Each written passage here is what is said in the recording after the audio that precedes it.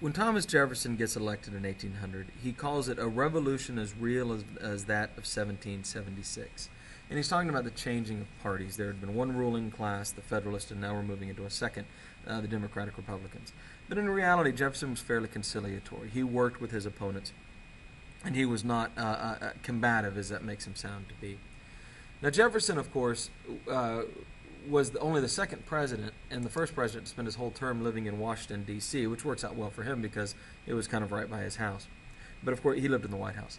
D.C. in 1800 was a small provincial town, and it was in a swamp. They literally had to drain a swamp to build D.C. there. This is that swampy Chesapeake land that used to kill everybody from malaria back in the day.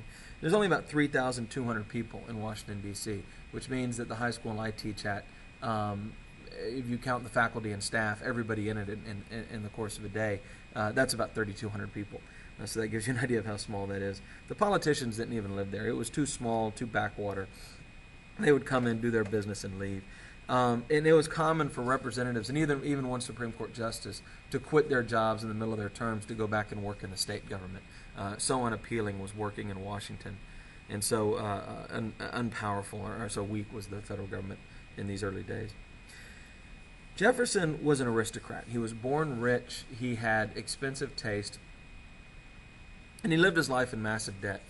But on the other hand, he also liked to present himself as a common man. There's a great story about Jefferson where on the first day of his presidency, he went into work early at the White House, worked through the morning, walked down the street to his inauguration. There were no balls, there were no celebrations. He gave a brief speech. He didn't dress up. He wore the clothes that he would wear hanging around the house. And then he walked back and went straight back to work. He didn't have any parties afterwards or anything. And this is fairly typical of the way he saw himself and presented himself. He was a widower. His wife had been dead a long time. And he didn't dress up, hardly ever. We have letters of people who say they went to the White House. They didn't know him. These were just random people. And they knocked on the door, and Jefferson answered the door, not his servants. Of course, he had servants. But Thomas Jefferson invited them in, brought them into the kitchen, made them a snack, and sat down and just chatted with them, wearing what would be at the time pajamas, essentially. He saw the job as president as being kind of the top bureaucrat. So he just saw a president as kind of like working at the DMV. There was no DMV at the time, but you get what I mean. Just with a little more power. So maybe like a glorified postman or something, just another federal employee. Which is in sharp contrast to Washington, who was kind of treated like a king, and so was Adams. Washington was very obsessed, by the way, with how everything looked, and he kind of had a court, and he dressed everybody there. He was meticulous about designing their outfits. All the servants and the people who worked there in the White House and the Capitol with him. Jefferson was completely the opposite. He didn't want any of that pomp and circumstance or any of that production. He was an educator, an architect, an inventor, a farmer, a scientist, and a philosopher. He invented a number of things like the dumbwaiter, which is, you can look it up if you want to know. He was the leader of his party.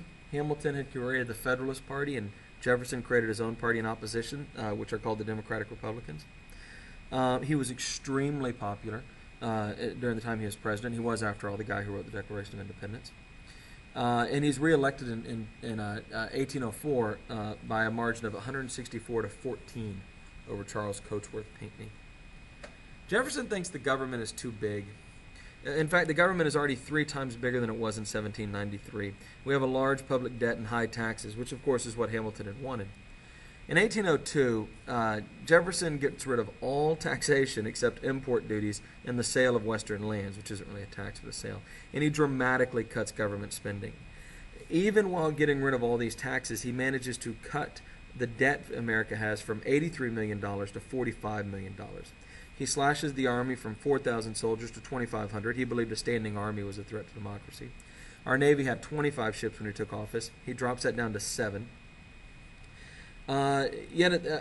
He was worried that having a large army and a navy would make us aggressive in foreign affairs, make us more willing to fight. Yet he also established the military academy at West Point, Army, if you watch college football. And, of course, he took us into our first official declared war since the Revolution, the Barbary Coast War.